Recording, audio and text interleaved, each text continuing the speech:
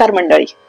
संवादच्या माध्यमातून आपण सध्या परमहंस परिव्राजकाचार्य श्री सद्गुरू वासुदेवानंद सरस्वती स्वामी महाराज म्हणजेच टेंबे स्वामी महाराज यांच्या ग्रंथ संपदेबद्दल जाणून घेतो आहोत. मागील भागामध्ये आपण श्री स्वामी महाराज विरचित श्री दत्तपुराण या ग्रंथाबद्दल माहिती घेतली.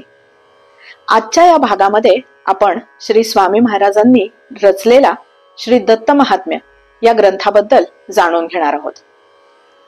मागच्या भागामध्ये जसं आपण बघितलं तसं श्री दत्त पुराणाचे पहिली 2 अष्टकं ही ज्ञानकांड, मधली 4 अष्टकं ही उपासनाकांड आणि शेवटची 2 अष्टकं ही कर्मकांड म्हणून ओळखल्या जातात. श्री दत्त पुराण हा मूळ ग्रंथ संस्कृत मध्ये रचलेला आहे. श्री दत्त महात्म्याच्या सुरुवातीला श्री स्वामी महाराज काय म्हणतात हे आधी आपण बघूया आणि मग पुढे जाऊया. तत्सारभूत दत्त पुराण औट सहस्त्र निरूपण ते अपरिचित गिरवाड भाषण प्राकृत जन नेणती. संस्कृत भाषा ही अनेकांना कठीण वाटल्यामुळे ग्रंथ वाचन करता येत नाही आणि ही अडचण लक्षात घेऊन श्री स्वामी महाराजांनी श्री दत्त पुराण या ग्रंथातील उपासना कांडाचे प्राकृत म्हणजेच मराठी भाषेतून अनुवाद केला आणि तोच ग्रंथ श्री दत्त महात्म्य म्हणून ओळखला जातो. श्री स्वामी महाराजांनी श्री दत्त महात्म्य या ग्रंथाची रचना 1901 साली मध्य प्रदेशातील क्षिप्रा नदीच्या तीरावर असलेल्या महतपूर या स्थानावरती झाली आणि त्यावेळेला श्री स्वामी महाराज हे त्यांच्या 11व्या चातुर्मासामध्ये होते. श्री स्वामी महाराज त्यांच्या योग रहस्यामध्ये काय म्हणतात?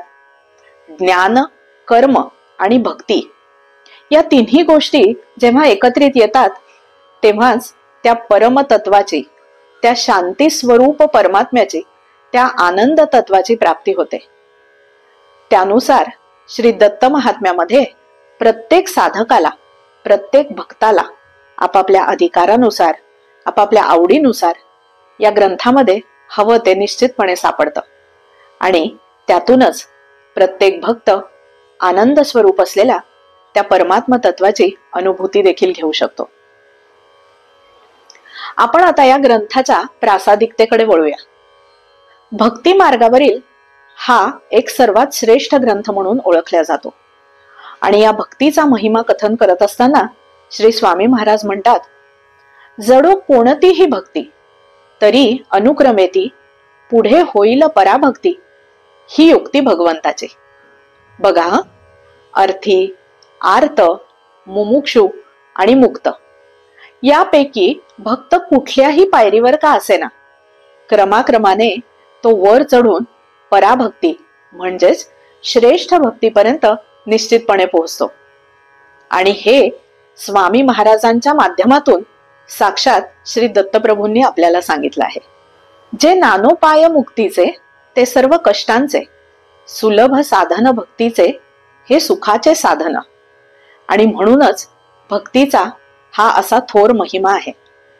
श्री स्वामी महाराजांचे सर्वच ग्रंथ हे प्रासादिक असल्या कारणाने या ग्रंथांचं वाचन करीत असताना भगवंताच्या कृपेचा प्रसाद सर्वांनाच अनुभवायस येतो. श्री स्वामी महाराजांनी या ग्रंथाच्या शेवटी साक्षात दत्तप्रभूंजवळ काय मागणं मागितलं आहे ते पहिले बघूया आणि मग पुढे जाऊया. श्री स्वामी महाराज म्हणतात, विहार तुझा स्वभक्त हृदयात, तू भक्ताधीन सतत, मी मागतो पसरुनी हात, या ग्रंथी सतत सान्निध्य ठेवी. आणि हे सान्निध्य, श्री दत्तप्रभूंचं सान्निध्य हे श्री स्वामी महाराजांनी या ग्रंथाच्या ठिकाणी मागितलं असल्यामुळेच असे अनेकांचे अनुभव आहेत की हा ग्रंथ नुसता घरात जरी ठेवला तरी नकारात्मक, अमंगळ, दुष्ट शक्ती यांच्यापासून आपला बचाव होतो आणि त्याचबरोबर एक दैवी प्रचिती देखील आपल्याला येते. श्री दत्त महात्म्य या ग्रंथाची रचना गुरुचरित्राप्रमाणेच 51 अध्याय अशी आहे. एकूण ओवी संख्या 5400 आणि प्रत्येक अध्यायातली ओवी संख्या ही 107 ते 110 अशी आहे. रोज एक अध्याय असे या ग्रंथाचे सहजपणे वाचन करता येते. हा ग्रंथ मराठीतून असल्या कारणाने या ग्रंथाचं सहजपणे पारायण देखील करता येतं. तर प्रभूंचं चरित्र, त्यांच्या अनेक भक्तांचं चरित्र, त्याच्यामध्ये कार्तवीर्य अर्जुन, यदुराजा, आयुराजा, अलर्क राजा, मदालसा आणि कुवलयाश्व, विष्णू दत्ताची कथा, या अशा अनेक प्रकारच्या कथा गुंफल्या आहेत. श्री दत्तात्रेयांनी केलेले 24 गुरु, त्यापासून मिळालेले ज्ञान, अनंत व्रत, अनघा व्रत, असे अनेक उपासना, मंत्र, भूपाळी, अभंग, या सर्वांच्या रचना स्वामी महाराजांनी या ग्रंथामध्ये केलेल्या आहेत. त्यातील उठी उठी मुनी नंदना ही भूपाळी, देवोमती जी सद्गती ती सरस्वती ही सरस्वतीची प्रार्थना, या आणि अशा अनेक रचना खूप सुमधुर आहेत. आपल्याला जसा वेळ मिळेल तसा आपण पुढील भागातून या सर्व रचना क्रमाक्रमाने हळूहळू नक्की घेऊया. श्री स्वामी महाराज नेहमीच म्हणतात, हे जे सर्व वाङ्मय मी निर्माण केलं आहे ते माझं नाहीये. हे सर्व वाङ्मय आणि त्याचं श्रेय हे श्री दत्तप्रभूंचं आहे. आणि हे श्री स्वामी महाराज अत्यंत नम्रपणे विशद करतात, नम्रपणे सांगतात, नम्रपणे नमूद करतात. या ग्रंथाच्या सुरुवातीला देखील श्री स्वामी महाराजांनी याचं श्रेय अगदी सहजपणे श्री दत्तप्रभूंना देऊन टाकलं आहे. काय म्हणतात श्री स्वामी महाराज? तो हा परमात्मा श्रुतिगेय, नरसिंह सरस्वती दत्तात्रेय, परब्रह्म सच्चिदानंदमय, निरामय अद्वितीय तो. तोची रची हा ग्रंथ, निमित्त मात्र वासुदेव येथ, श्रवणे पठणे करविल स्वार्थ, हा यथार्थ भाविकांचा.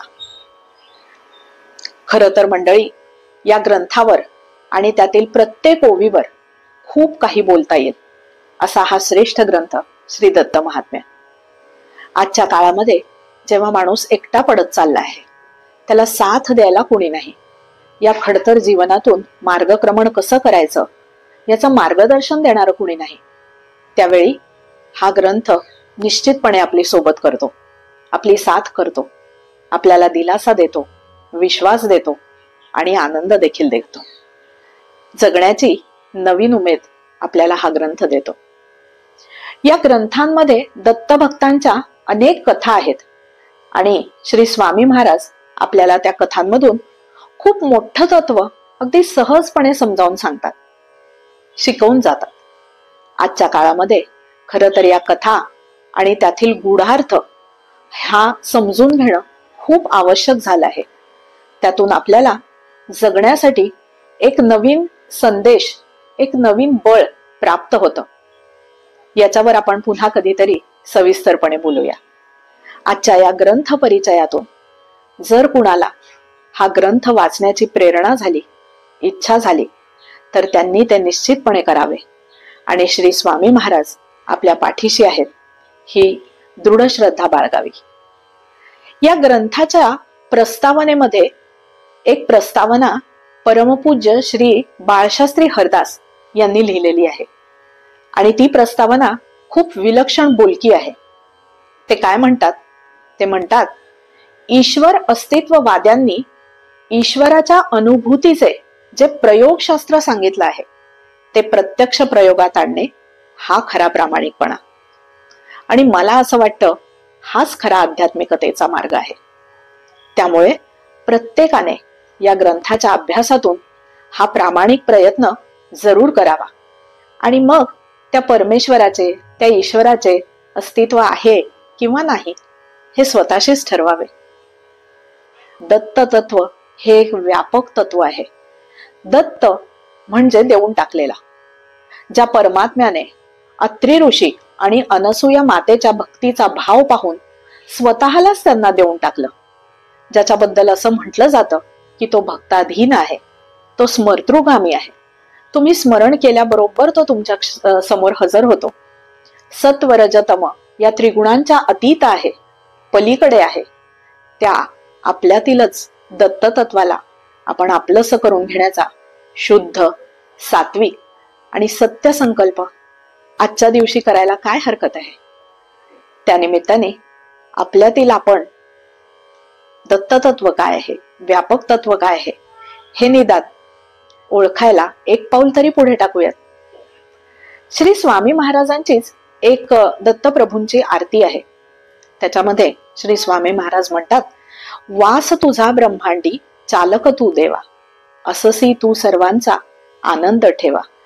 वदती वेद सरस्वती न होय हा ठावा, कामती माझे नमितो पदी देई ठावा. असा हा आनंदाचा ठेवा श्री स्वामी महाराजांनी आपल्याला सहज उपलब्ध करून दिलेला आहे. आपण या आनंदाच्या ठेव्याचं खूप जतन करूया, प्रयत्नपूर्वक वाचन मनन चिंतन करूया.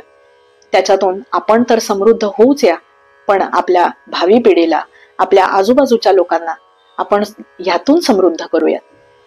आम्ही सादर करीत असलेला हा विषय, त्यातील हा आशय आपल्याला आवडला असल्यास आपण तो नक्की आपले आप्तस्वकीय, मित्रमंडळी, सुहृद ह्यांच्याबरोबर नक्की शेअर करा आणि संवाद साधा एकमेकांबरोबर आणि मुख्य म्हणजे आपल्या स्वतः बरोबर. पुढील भागामध्ये आपण एक नवीन विषय घेऊन पुन्हा उपस्थित होऊया. तोपर्यंत नमस्कार.